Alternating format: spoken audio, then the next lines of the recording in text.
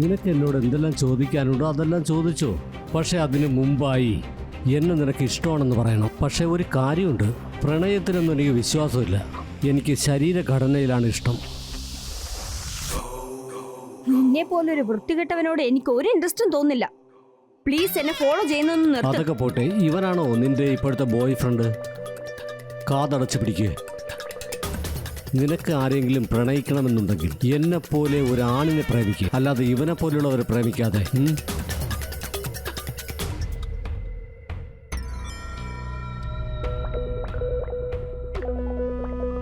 ഈ ഗണ്ണ് വെച്ചാ ഞാൻ ആ ബലൂനെ കൊന്നത്. തന്നെ ഞാനൊന്ന് നോക്കട്ടെ.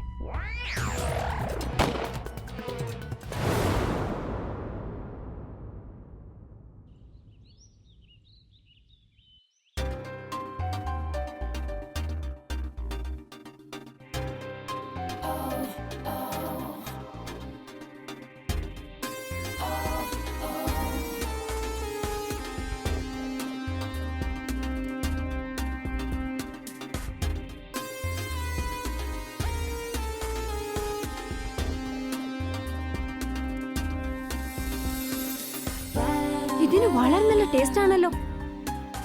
ഇത് ബല്ലുവിന് വലിയ ഇഷ്ടവാ. ഒന്ന് വേഗം വാ ബല്ലു. പാവം ഈ ഹൽവ നിനക്ക് വേണ്ടി വെയിറ്റ് ചെയ്തിരിക്കുക. Breaking news. സിറ്റി FM-ന് ഇപ്പോൾ ലഭിച്ചിരിക്കുന്ന വാർത്തയനുസരിച്ച് മാഫിയ ഡോണായ ബൽരാജ് സിംഗ് അഥവാ ബല്ലു ദാദ നഗരത്തിലെ ബാൽഫോ ഏരിയയിൽ തിരിച്ചറിഞ്ഞിട്ടില്ലാത്ത ഒരു അജ്ഞാത വ്യക്തിയുടെ വെടിയുണ്ടകളേറ്റ് മരണപ്പെട്ടിരിക്കുന്നു.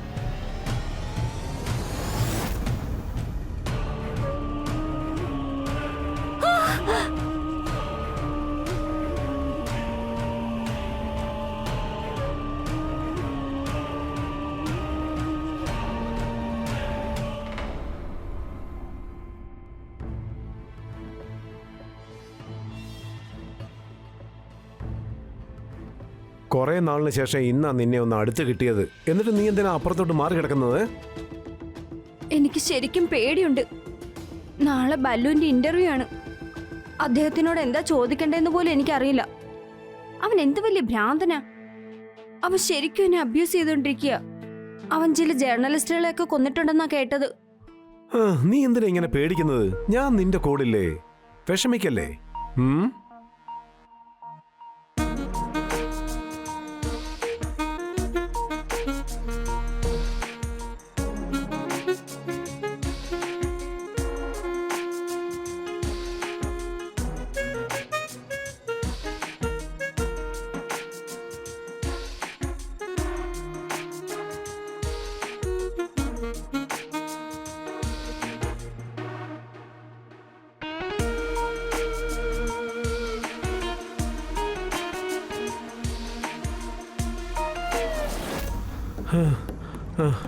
എനിക്ക് വാഷ്റൂമിലൊന്ന് പോണം. നിനക്ക് ഇതുപോലും ചെയ്യാൻ പറ്റില്ലേ? ഇത്രയും നാൾ കഴിഞ്ഞ് റൊമാൻസ് ചെയ്യാനുള്ളൊരു ചാൻസ് കിട്ടിയതാ. ഇനി ഇതുപോലെ വിളിച്ചെന്നെ ശല്യപ്പെടുത്തരുത് കേട്ടോ. എനിക്ക് നാളെ രാവിലെ എഴുന്നേറ്റ് ഇന്റർവ്യൂവിന് പോകാനുള്ളതാ.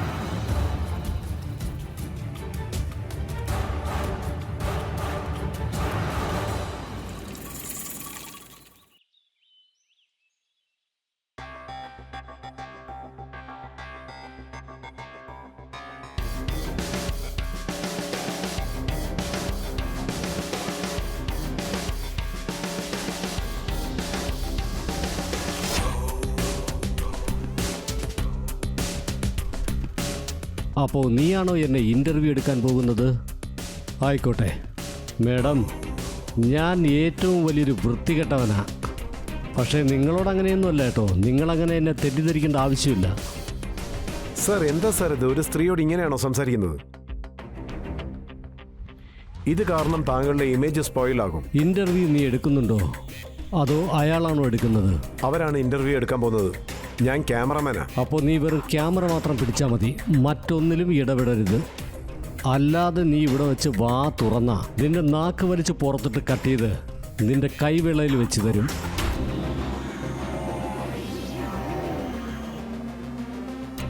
ശരി, ആയിക്കോട്ടെ. എന്താ ചോദിക്കാൻ പോകുന്നേ? ആദ്യം ഇതുപോലുള്ള ചോദ്യങ്ങൾ ചോദിക്കാൻ പാടില്ലെന്ന് പറഞ്ഞാൽ ഞാൻ അതിനനുസരിച്ച് ചോദ്യങ്ങൾ ചോദിക്കാം. അയ്യോ, എന്താ ഇത്? അല്ല, എന്ത് ചോദ്യം വേണമെങ്കിലും ചോദിച്ചോളൂ. പക്ഷേ അതിന് മുമ്പായി എന്നെ ഇഷ്ടമാണെന്ന് പറയണം. പിന്നെ ഒരു കാര്യം പറയാം, എനിക്ക് പ്രണയത്തിലൊന്നും വലിയ താല്പര്യമില്ല, പ്രണയത്തിലൊന്നും പെട്ടു പോകാറുമില്ല.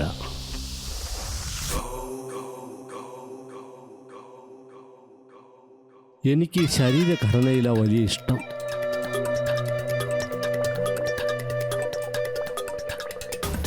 അപ്പോൾ നിന്റെ ഈ ശരീരം എന്നെ വല്ലാതെ മോഹിപ്പിക്കുന്നു.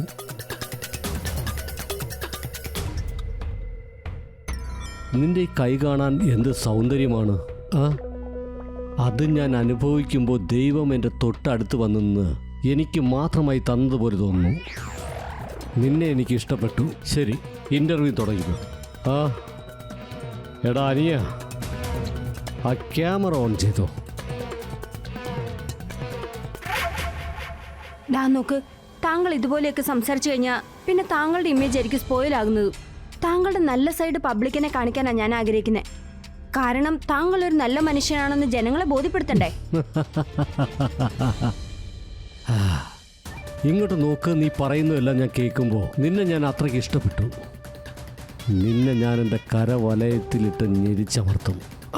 നിന്നെ ഞാൻ അതുപോലെ കെട്ടിപ്പിടിച്ച് എൻ്റെ ജീവിതത്തെ നിനക്കായി ഞാൻ പകർന്നു നൽകും. പിന്നെ നീ പറയുന്നതൊക്കെ ശരിയാ. ഞാൻ എങ്ങനെയാണോ അതുപോലെ തന്നെ ആകണം. ഞാനൊരു രാഷ്ട്രീയക്കാരനെയല്ല. അത് എങ്ങനെ ഇമ്പ്രൂവ് ചെയ്യണമെന്ന് എനിക്കറിയില്ല. നീ എന്താ ചിന്തിക്കുന്നേ? ഇവിടെയുള്ള ഗുണ്ടകളെല്ലാം മനുഷ്യർ തന്നെയാണ്. പക്ഷെ ഞാൻ ചിന്തിക്കുന്നത് എന്താണെന്നാൽ അവർ മനുഷ്യരെയല്ല, ഇവിടെയുള്ള എല്ലാവരും മൃഗങ്ങളാണ്. ജനങ്ങൾ താങ്കളെ തെറ്റായിട്ടാ ട്രീറ്റ് ചെയ്തെന്ന് തോന്നുന്നു. ദേ നോക്ക്, നല്ലതോ ചീത്തയോ അതൊന്നും ചിന്തിക്കാറില്ല. നീ എനിക്ക് തെറ്റായ രീതിയിലൊന്നും ചെയ്തില്ലല്ലോ. എന്നിരുന്നാലും നീ ഒരു മൃഗമാ, മനസ്സിലായോ? അപ്പോൾ ഞാൻ കെട്ടിപ്പിടിച്ച് ഒരു സിംഹത്തെപ്പോലെ വരിഞ്ഞു മുറുക്കിയാൽ പിന്നെ എന്നും എപ്പോഴും നീ എന്നെ ഫോളോ ചെയ്തുകൊണ്ടിരിക്കും. താൻ എന്തായി പറയുന്നത്? ഒരു സ്ത്രീയോട് എങ്ങനെ സംസാരിക്കണമെന്ന് തനിക്കറിയില്ലേ? ഓ മൈ ഗോഡ്, എന്നെ നീ അങ്ങനെ തൊടല്ലേ. ഒരിക്കലും ഞാനൊരു പെണ്ണയല്ല. ഇതെല്ലാം നീ എന്തിനാ ചെയ്യുന്നേ? ഇങ്ങനെയുള്ളതെല്ലാം ചെയ്ത് നിന്റെ ഉള്ളിലുള്ള മൃഗത്തെ നീ മറയ്ക്കാൻ നോക്കുന്നു. ഞാനൊരു സിംഹമാ. എൻ്റെ കൂടെയുള്ള നിന്നെയും ഞാനൊരു സിംഹമായി മാറ്റാൻ പോവുക.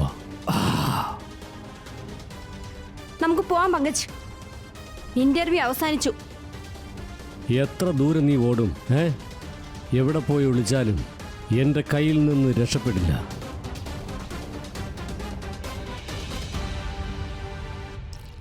ആ ദിവസം ഞാൻ എങ്ങനെയോ മാനേജ് ചെയ്ത് അവിടുന്ന് രക്ഷപ്പെട്ടു വന്നു. അത് വളരെ വിചിത്രമായിരുന്നു വല്ലു. കാരണം അതുപോലൊരു വ്യക്തി ഞാൻ ഇതുവരെ കണ്ടിട്ടേയില്ല. അവനെ എപ്പോഴും ഞാൻ വഴക്ക് പറഞ്ഞുകൊണ്ടേയിരിക്കും. പക്ഷെ എൻ്റെ ഹൃദയത്തിൻ്റെ ഏതോ ഒരു മൂലയിൽ എന്തോ ഒന്ന് തോന്നുന്നുണ്ട്. അവനിൽ എന്തോ ഒരു ആകർഷണമുണ്ട്.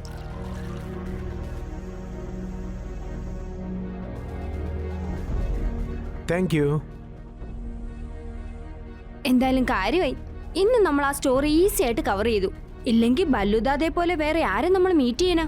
അത് കൂടുതൽ ബുദ്ധിമുട്ടായനെ. ഈ ഗവൺമെന്റ് എന്തുകൊണ്ടാണ് ഇങ്ങനെയുള്ളവർ മേൽ ആക്ഷൻ എടുക്കാത്തതെന്നാ മനസ്സിലാകാത്തത്. ബല്ലുദാദയെ പോലുള്ള ആൾക്കാരെയൊക്കെ ജയിലിലാണ് ഇടേണ്ടത്. അപ്പോ ബല്ലുദാദയെ ജയിലിലയക്കാൻ പോവുകയാണോ?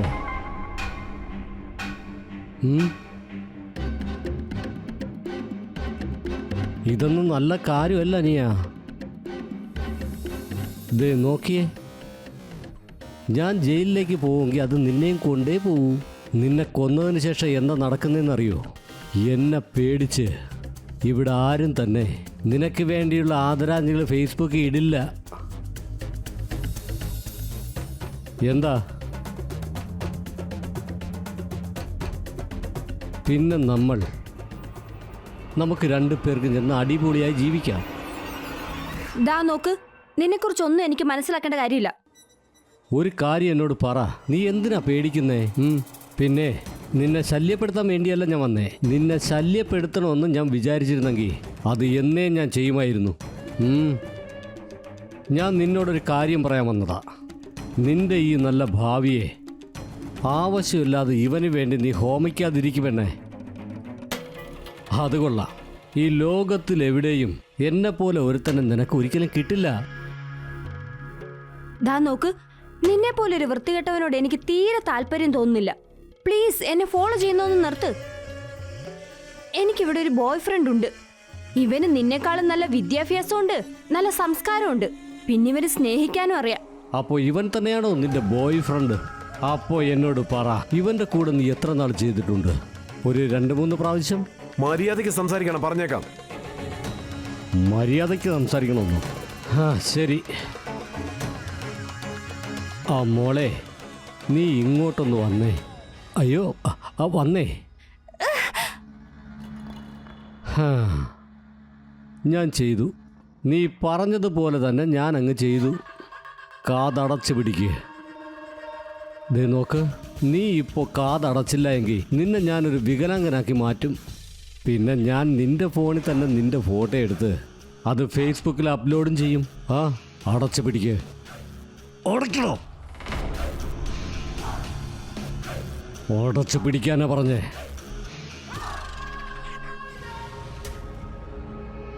ഇപ്പോൾ നീ നല്ല കുട്ടിയാ. ഇപ്പോൾ നീ എന്നോട് എന്താ പറയാൻ പോകുന്നെന്നാ? ഈ അടുത്ത് നിൽക്കുന്ന കല്യാണി നിന്റെ സിസ്റ്ററാണെന്ന് നീ ഇപ്പോൾ പറയാൻ പോവാ. പറ പറ. ദാ നോക്ക്, ഇങ്ങനെ അവനോട് ഒരിക്കലും ഫോഴ്സ് ചെയ്യാൻ പാടില്ല.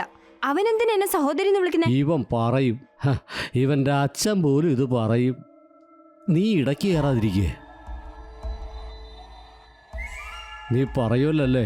ഒരു പക്ഷേ നീ ഇത് പറയാതെ ഇരുന്നാ ഇവിടെ നിൽക്കുന്ന ഈ പൂവുണ്ടല്ലോ, എൻ്റെ കൈക്കുള്ളിലിട്ട് ഞാൻ കശക്കി എറിയുന്ന കാണാം. തീർത്ത് കളയും. ഞാൻ 3 വരെ എണ്ണും. പറ. 1 2. കല്യാണി എൻ്റെ സിസ്റ്ററാണ്. 2 ആയപ്പോഴേക്കും അവൻ പറഞ്ഞു കഴിഞ്ഞു. ശരി, ഇപ്പോൾ എൻ്റെ അടുത്ത് നിൽക്കുന്ന ഇവളോട് ഞാൻ ഒറ്റയ്ക്ക് സംസാരിക്കാൻ പോവാ. നീ പുറത്തു പോടാ.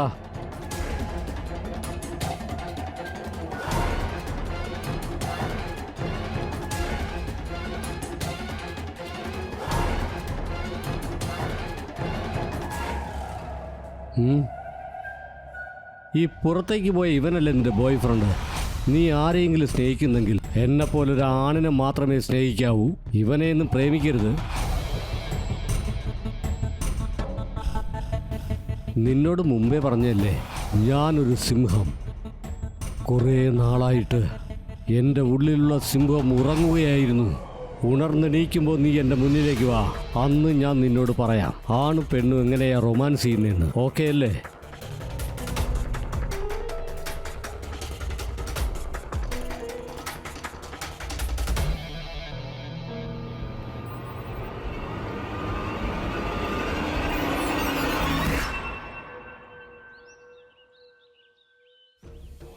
എനിക്കുള്ളിലുള്ള ആ മൃഗം അവനെ കാണാൻ വേണ്ടി റെസ്റ്റ് എടുക്കാതെ ശ്രമിച്ചുകൊണ്ടേയിരിക്കുകയാണ്. ഇപ്പൊ ആ ബല്ലു എന്നുള്ള മൃഗത്തിനെ കാണാൻ വേണ്ടിയാണ് ഞാൻ ഇങ്ങോട്ട് വന്നിരിക്കുന്നത്. ഇത്രയും നാൾ അവന്റെ ഇന്റർവ്യൂ എടുക്കാനായി അവന്റെ വീട്ടിലേക്കാണ് പോയിരുന്നത്.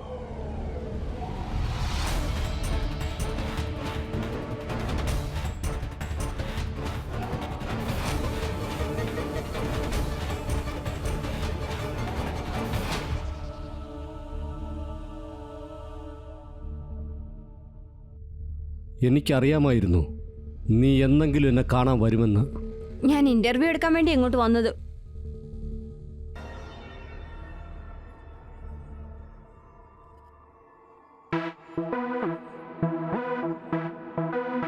നിങ്ങൾ എന്താ ചെയ്യുന്നത്? ഞാൻ നിനക്ക് ഇന്റർവ്യൂ തന്നുകൊണ്ടിരിക്കുക. നിന്റെ മൊത്തം ഇന്റർവ്യൂവും എൻ്റെ റൂമിൽ വെച്ചായിരിക്കും തരുന്നത്.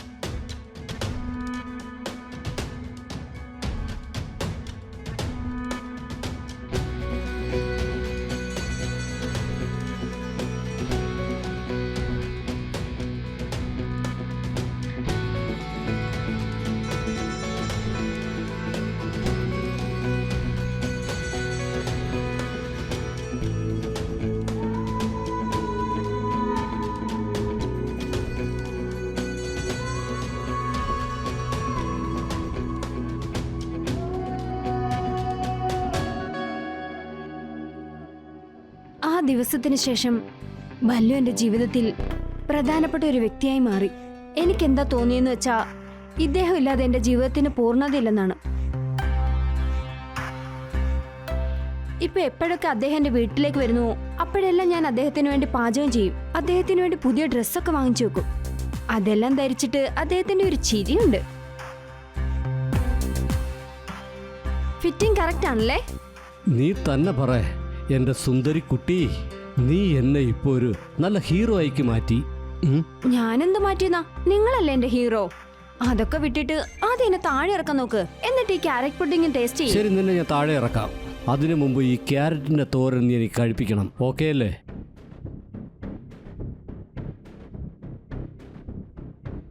അടിപൊളിയായിട്ടുണ്ട്. ഈ ക്യാരറ്റ് തോരനും പിന്നെ നീയും രണ്ടും എനിക്ക് ഭയങ്കര ഇഷ്ടമാണ്. ആ ശരി, ഓക്കെ. തോരൻ ഞാൻ ടേസ്റ്റ് ചെയ്ത് കഴിഞ്ഞു. ഇപ്പോ നിന്റെ സമയം.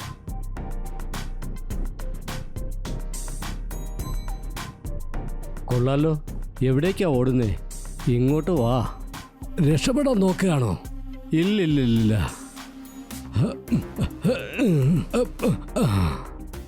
ഇനി പറ, നിന്നെ ഇപ്പോൾ ഞാൻ ടേസ്റ്റ് ചെയ്യണോ അല്ലയോ വേണ്ടേ? ഞാൻ വേണ്ടാന്ന് പറഞ്ഞാ നിങ്ങൾ അതങ്ങ് നിർത്തുവോ?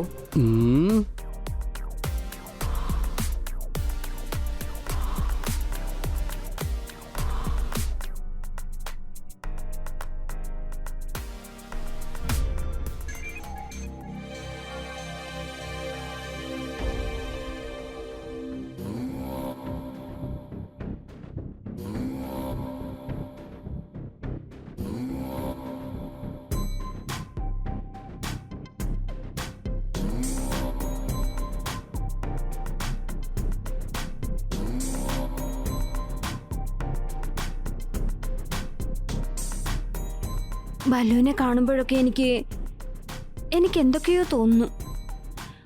അദ്ദേഹം എങ്ങനെയൊക്കെ എന്നെ സ്നേഹിക്കുന്നുവോ അതെല്ലാം എനിക്ക് വളരെ ഇഷ്ടപ്പെട്ടു. ഇപ്പം ഞാൻ ബല്ലുവിൻ്റെ പ്രേമവലയിൽ വീണിരിക്കുക. ഇതൊരു സാധാരണ പ്രേമമൊന്നുമല്ല. അദ്ദേഹം എൻ്റെ ഹൃദയത്തിലേക്ക് ആഴ്ന്നിറങ്ങി എന്നെ സന്തോഷത്തിൽ അടുത്തിരിക്കുക.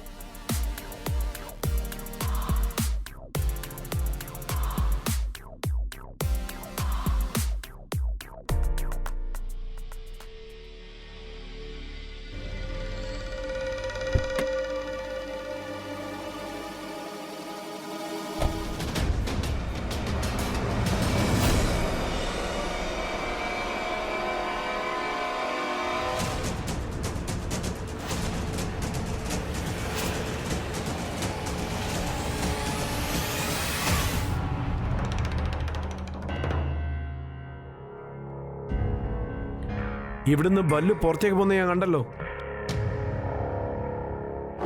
കല്യാണി, നീ ഇങ്ങനെ എനിക്ക് ദ്രോഹം ചെയ്യുന്ന ഞാൻ കരുതിയതേയില്ല. ഇതിനെക്കുറിച്ച് നീ നേരത്തെ ആലോചിക്കണമായിരുന്നു. അന്ന് നീ നിന്റെ വായ കൊണ്ടല്ലേ ഒരു കാര്യം പറഞ്ഞത്, ഞാൻ നിന്റെ സഹോദരിയാണെന്ന്. നിന്നെ പോലെ ഒരുത്തനെ കൊണ്ട് എനിക്ക് ഒരു പ്രയോജനമില്ല. നിനക്ക് സങ്കടമൊന്നുമില്ലേ? പക്ഷെ ഒരു നാൾ നീ തീർച്ചയായിട്ടും മനസ്സിലാക്കും, ഞാൻ ഒരു പ്രയോജനം ഇല്ലാത്തവനൊന്നുമല്ല. ഞാൻ പറഞ്ഞത് നീ ഓർത്തു വെച്ചോ.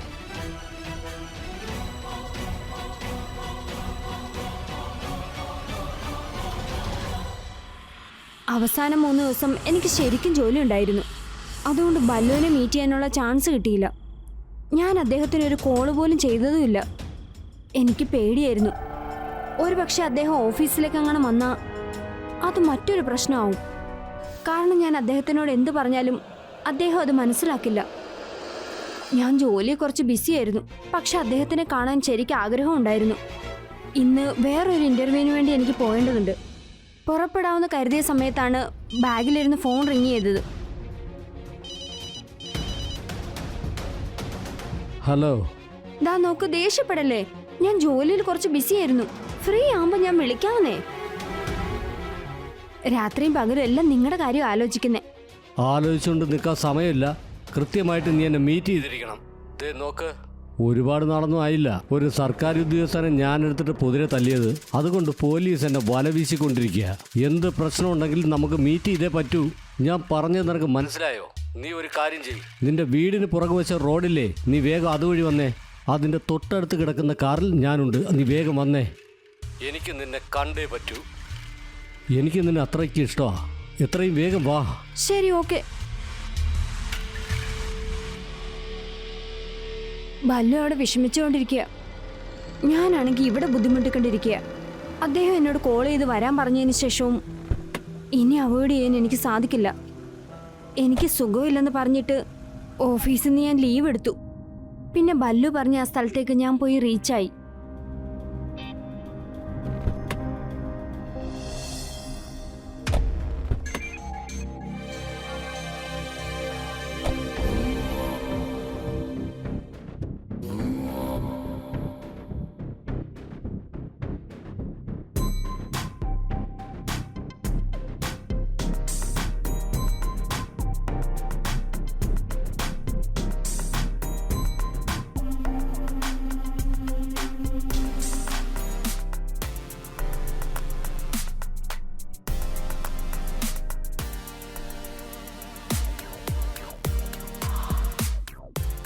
നിങ്ങളോടൊപ്പം ഇരിക്കുന്നത് ഡേഞ്ചർ ആണെന്ന് അതെ, തോന്നുന്നു. ഈ സ്നേഹിക്കുന്നതൊക്കെ ഭയങ്കര ഡേഞ്ചറാ. അതായിരുന്നു ഞങ്ങളുടെ അവസാനത്തെ മീറ്റിംഗ്. അതിനുശേഷമാണ് അദ്ദേഹം പോലീസ് കുടുങ്ങിയത്. പിന്നീട് ഞങ്ങൾക്ക് മീറ്റ് ചെയ്യാൻ പറ്റിയില്ല. അതുകൊണ്ട് ഞാൻ ശരിക്കും വിഷമിച്ചിരിക്കുകയായിരുന്നു. അപ്പോഴാണ് അദ്ദേഹം ഒരു കാര്യം പറഞ്ഞത്. അദ്ദേഹത്തിന് കോടതിയിൽ നിന്ന് ജാമ്യം കിട്ടിയെന്നുള്ള കാര്യം.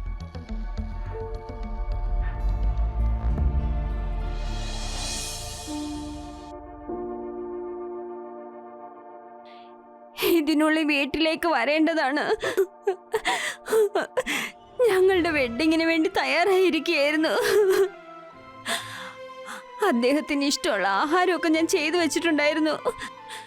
ആ ക്യാരറ്റ് ഹൽവയും ഉണ്ടാക്കി വെച്ചിട്ടുണ്ട്. പക്ഷെ ഇപ്പൊ അദ്ദേഹം എൻ്റെ കൂടെ ഇല്ല. ഇപ്പൊ ഇതെല്ലാം വെറുതെ ആയി.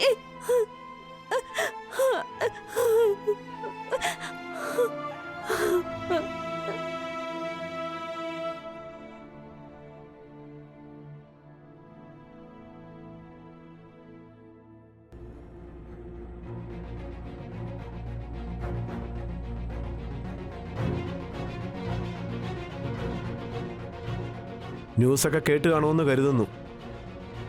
നിന്റെ ബല്ലുദാദ ജീവനോടെ ഇല്ല. അവൻ എൻ്റെ നേരെ ഗണ്ണ് നീട്ടിയിട്ട് നിന്നെ എൻ്റെ സഹോദരിയാണെന്ന് എന്നെ കൊണ്ട് പറയിപ്പിച്ചു. പക്ഷെ ഇപ്പൊ ഗെയിം മാറിയിരിക്കുക. ഇപ്പൊ ആ ഗണ്ണ് എൻ്റെ കൈവശമാണ്. ഇപ്പൊ അവൻ എൻ്റെ കൺമുമ്പിൽ തന്നെ ഉണ്ട്. അവനെ വെടിവെച്ച ഉടനെ അവന്റെ കളിയെല്ലാം കഴിഞ്ഞുപോയി. നീയാണോ ബല്ലുവിനെ കൊന്നത്? അതെ, ഞാനാണ് കൊന്നത്. ഞാനാണ് ആ ബല്ലുവിനെ കൊന്നത്. എന്നെ അവൻ നാണം കെടുത്തിയില്ലേ? അതുകൊണ്ട് അവനെ ഞാൻ കണ്ട ഉടനെ വെടിവെച്ചു വന്നത്. ഇനിയൊരു പ്രാവശ്യം എന്നെ കൊണ്ട് ഒരു പ്രയോജനമില്ലെന്ന് നീ പറയാൻ പാടില്ല. മനസ്സിലായോ നിനക്ക്?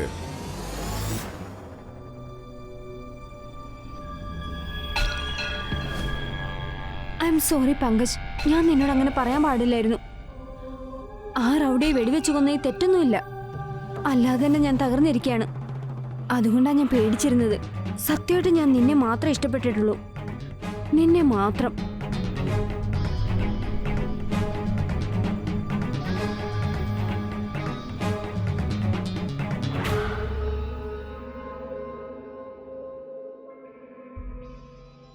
ശരി, ഓക്കെ, ഞാൻ നിന്നോട് ക്ഷമിച്ചിരിക്കുന്നു.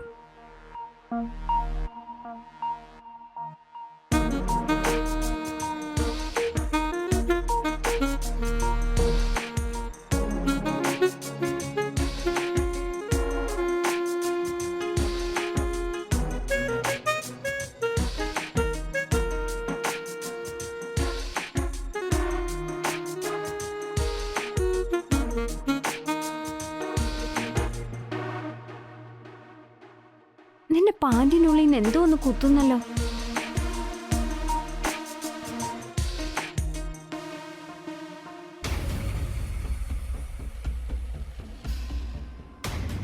ഈ ഗണ്ണ് വെച്ച ആ ബലൂനെ ഞാൻ കൊന്നത്. തന്നെ ഞാനൊന്ന് നോക്കട്ടെ.